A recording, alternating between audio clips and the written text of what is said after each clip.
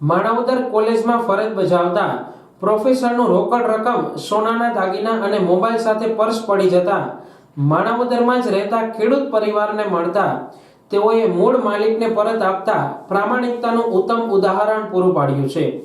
મળતી વિગત મુજબ નરેડી માણાવદર હાઈવે વચ્ચે કોલેજમાં ફરજ બજાવતા પ્રોફેસર રમેશભાઈ વાડા તથા તેમના પત્ની જૂનાગઢ તરફથી આવતા હતા।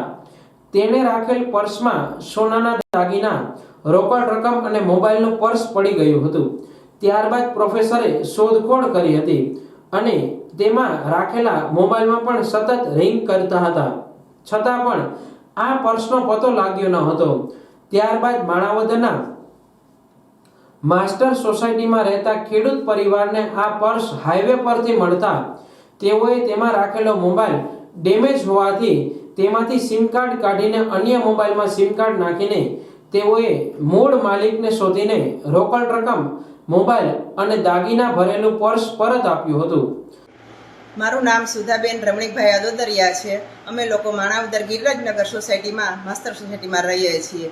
કાલે સાંજે 7 વાગ્યાની આસપાસ અમે લોકો નરેડીથી આવતા હતા ત્યારે એક પર્સ મળેલું। પર્સની અંદર દાગીના તેમજ રોકડ રકમ હતી, તેમજ મોબાઈલ પણ હતો।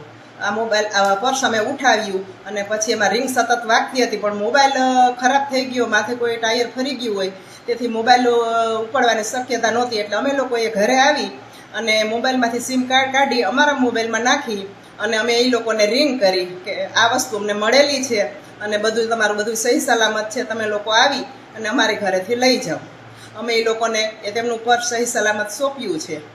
અને આ કળિયુગની અંદર એમ કે આવું શક્ય નથી, પણ અમે લોકો સ્વાધ્યાય પરિવારમાં જોડાયેલા છીએ, જે પરમ પૂજ્ય પાંડુરંગ શાસ્ત્રી આઠવેલીજી સ્વાધ્યાય કાર્ય ચલાવે છે તેમાં જોડાયેલા છીએ। અને ત્યાંથી અમને આવા સરસ મજાના વિચારો મળ્યા છે કે આપણું હકનું હોય તે જ લેવાય, અનીતિનું લેવાય નહીં, અને એના લીધે આ બધું શક્ય બન્યું છે। અને અમે આ લોકોને તેમની બધી વસ્તુઓ સોંપી છે, તેમના દાગીના, પૈસા વગેરે। આ તકે પ્રોફેસર વાળાએ જણાવ્યું હતું કે આ સમયમાં 5 તોલાથી વધુ દાગીના અને રોકડ રકમ આ પરિવારને મળી હતી, પરંતુ તેઓનું મન વિચલિત થયા વગર અમોને તમામ વસ્તુઓ સલામત રીતે આપી હતી। ત્યારે ખરેખર આ પરિવારે ઉત્તમ ઉદાહરણ પૂરું પાડ્યું છે। ખાસ એ વાત છે કે આ ખેડૂત પરિવાર પોતે પણ સ્વાધ્યાય પરિવારમાં જોડાયેલો હોવાથી પોતાનું મન વિચલિત થયા વગર માલિકની વસ્તુઓ છે તેને જ આપવું જોઈએ તેવો તેમનો ભાવ હતો। હું પ્રોફેસર રમેશભાઈ વાડા માણાવદર કોલેજમાં પ્રોફેસર તરીકે સેવા આપું છું। ગઈકાલે અમારું નરેડીથી માણાવદરની વચ્ચે પર્સ પડી ગયેલું, જેમાં 5 તોલાથી ઉપર ઘરના દાગીના પણ એમાં રાખેલા હતા। હવે શોધખોળ થોડી વાર કરી અમે, પણ અહીંયા ગિરિરાજનગરના માસ્ટર સોસાયટીમાં રહેતા રમણીકભાઈ અદોદરિયા એમને આ પર્સ મળ્યું। અમે સતત ફોન કરતા, રિંગ ઉપડતી નહીં, છેલ્લે રિંગ ઉપડી, કારણ કે અમારો ફોન ચાલુ હાલતમાં નહોતો, એટલે એમાંથી એમણે સિમ કાઢી પોતાના મોબાઈલમાં નાખ્યું, અમારી સાથે વાત કરી, સાંજે જ અમને બોલાવીને અમારું પર્સ, દાગીના જે કંઈ પણ હતું એ અમને આપી દીધું છે। અહીંયા રમણીકભાઈ અદોદરિયા અમારી બાજુમાં જ બેઠા છે।